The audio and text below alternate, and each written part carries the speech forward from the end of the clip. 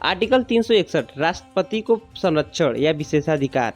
यह राष्ट्रपति को प्राप्त विशेषाधिकारों का वर्णन करता है। राष्ट्रपति को अपनी शक्तियों के प्रयोग के लिए किसी न्यायालय के समक्ष उत्तरदायी नहीं ठहराया जाएगा।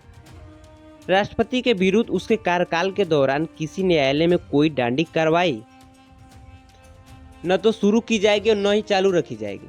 न्यायालय राष्ट्रपति हेतु गिरफ्तारी वारंट जारी नहीं कर सकता। राष्ट्रपति पर केवल सिविल कार्रवाई की जा सकती, वह भी 2 माह पूर्व लिखित नोटिस देनी होगी। राष्ट्रपति के पद में रिक्ति। राष्ट्रपति के पद में रिक्ति उसके त्यागपत्र द्वारा उपराष्ट्रपति को सौंपेगा, अर्थात राष्ट्रपति अपना त्यागपत्र उपराष्ट्रपति को सौंपेगा और हटाया जाना। आर्टिकल 56 में महाभियोग द्वारा इसे हटाने का वर्णन है, वो भी संविधान का उल्लंघन करने पर।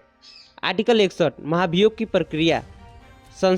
महाभियोग की प्रक्रिया संसद की प्रक्रिया है। संसद का कोई सदस्य आरोप लगाएगा, शर्त है कि संविधान का उल्लंघन करने पर संकल्प के रूप में हो, न्यूनतम 14 दिन की पूर्व नोटिस पर, संसद के न्यूनतम 1/4 सदस्यों के हस्ताक्षर हो, फिर उसी सदन में चर्चा प्लस मतदान होगा।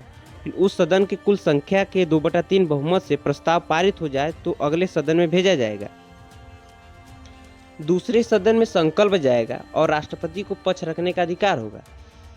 फिर उसके बाद जांच कराया जाएगा, दोषी नहीं तो प्रक्रिया समाप्त। यदि दोषी सिद्ध हो गई तो दूसरा सदन संकल्प को अपने कुल सदस्य के 2/3 बहुमत से पारित करेगा। फिर उसी क्षण राष्ट्रपति को पद से हटाया हुआ मान लिया जाएगा। महाभियोग की प्रक्रिया संसदीय प्रक्रिया है, केवल संसद में चलाई जाएगी। अर्ध न्यायिक प्रक्रिया है, न्यायालय के अतिरिक्त न्याय देना, अर्थात अर्ध न्यायिक प्रक्रिया। आर्टिकल 62 राष्ट्रपति के पद में आकस्मिक रिक्ति। आर्टिकल 62 राष्ट्रपति के पद में आकस्मिक रिक्ति।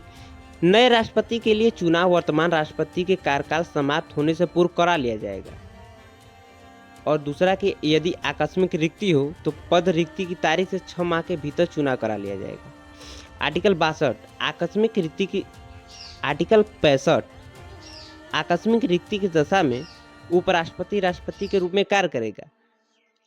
राष्ट्रपति उत्तराधिकार अधिनियम 1969 के अंतर्गत भारत का मुख्य न्यायमूर्ति राष्ट्रपति के रूप में कार्य कर सकता है तथा इसके भी अनुपस्थिति पर उच्चतम न्यायालय का वरिष्ठ न्यायाधीश राष्ट्रपति के रूप में कार्य करेगा।